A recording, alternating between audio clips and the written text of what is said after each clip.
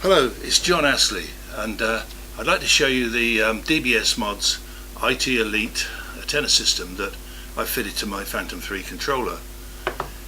I've never got more than a mile range before, and I wanted something that didn't use boosters or extra batteries to do this, and this was easy to install. There's lots of videos on YouTube show you how to do it. The only bit of advice on the installation I'd say is inside here you've got to get rid of the old cables, and they're glued to some very delicate ribbon cables, so if it looks dodgy trying to unglue them or separate them, just cut the old cables out with snips and you don't need them anymore. The original antennae are removed and blanked off, replaced by these two cables. The antenna itself clips on to the legs of the remote control, and then we connect up these two. Quite easy. Don't on any account switch this on without these connected, otherwise you'll fry your transmitter board and it won't ever work again. I wanted somewhere away from the power lines and industrial installations to test this unit. This place is in Berkshire and it's called the Ridgeway. It's an old drover's track. It's really all open but crossed with paths and tracks which would allow me to get to the drone if I had to put it down in a field. This site is 800 feet above sea level and the highest point for miles, so we're going from here with a full battery and compass calibrated. Off you go.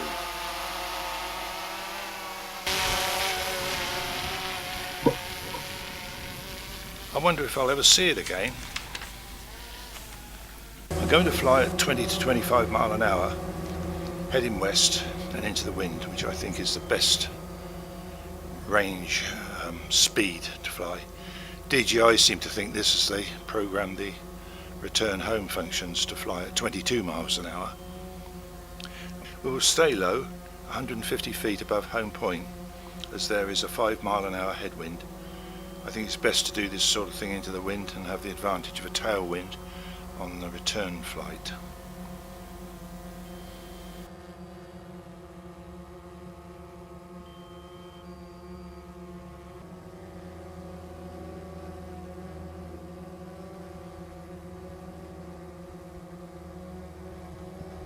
The track below is the Ridgeway. It's accessible by a car with some ground clearance, so if I land out it should not be far from the track.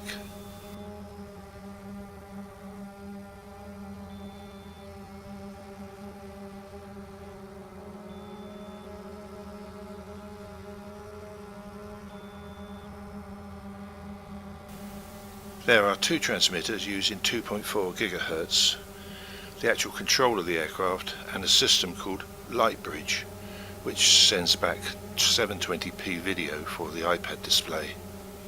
The video we are seeing now was recorded on a card on board the aircraft at 1080p. 5,280 feet, that's the first mile. Signal strength is 100% and the battery is at 89%. Out of interest, this row of trees that we are crossing is an old steam railway track. Up to 1967 you could ride from Didcot in the north right down to Southampton in the south.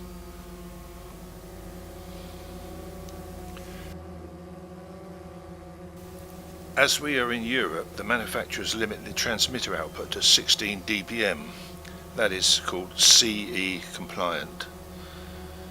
If we were in the States or most other places, it would be FCC compliant and limited to 20 dBm instead of 16. So if making a comparison to other runs like this, lowest transmitter output has to be considered. The output is chosen by software using GPS location to determine which transmit power to use. I'm going to keep to the right of track so as to avoid passing over the village of East Ilsley, which is on the left of the screen.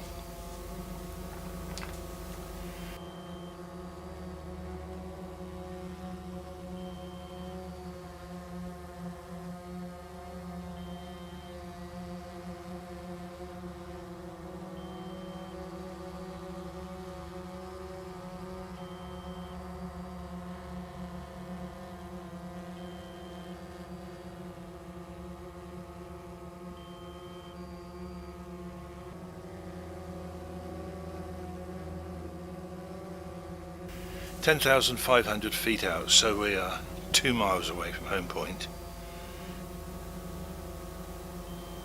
The ground rises here to within 100 feet of home point, which we are still 150 feet above.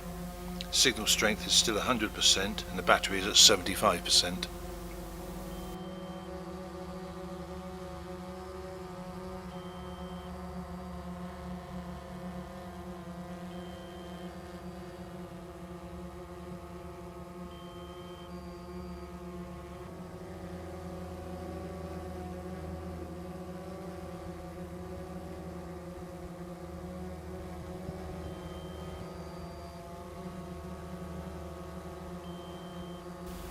Get an intermittent weak signal now, so I will climb a bit.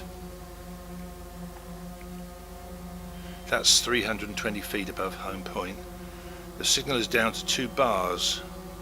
The road ahead with the traffic on is the A34 dual carriageway.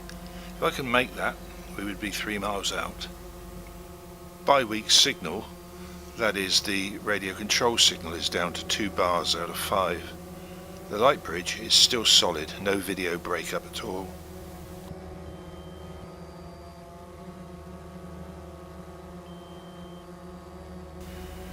Losing signal intermittently, we'll go for more altitude.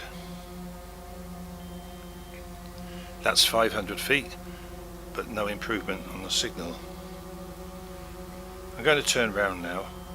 We are 13,733 feet out, which is 2.6 miles away from home point. We've been flying 7.5 minutes and the battery is a healthy 68%. It reckons it can fly for another 11.5 minutes. On the left of the screen you can see the A34 road running north-south. That would have been the 3 mile mark. I think it's prudent to turn around and go home now.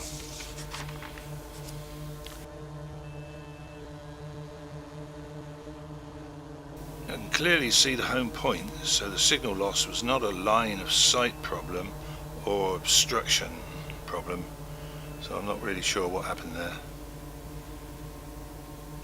We will speed up the return flight 8 times so we can simulate flying at 170 miles an hour.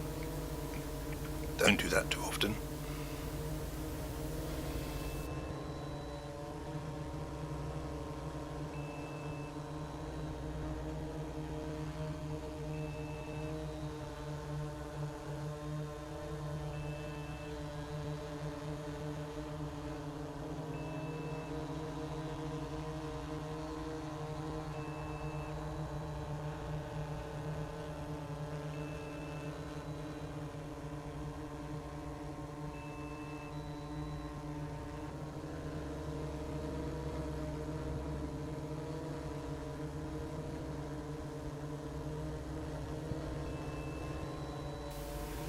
We're in the field and we can cancel return to home and land manually.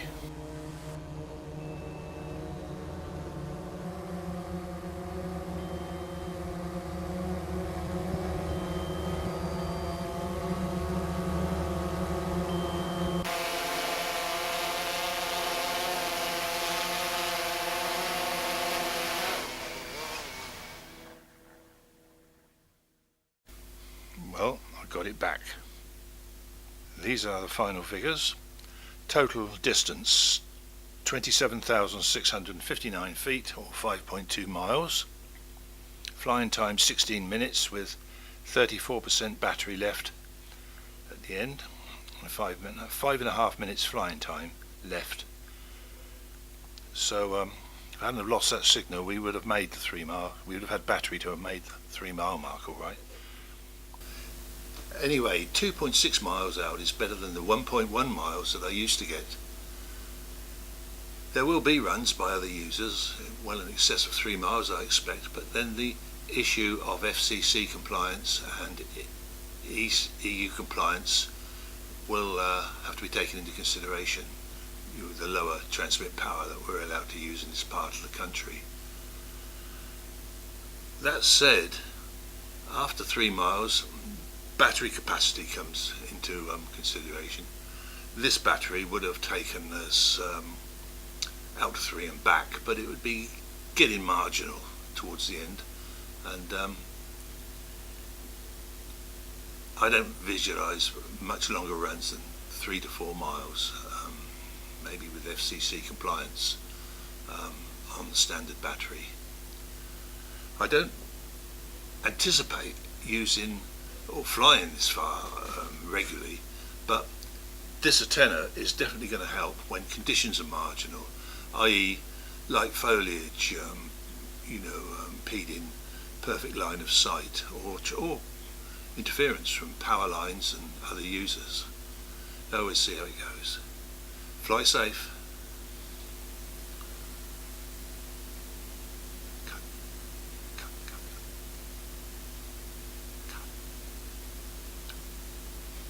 Cut.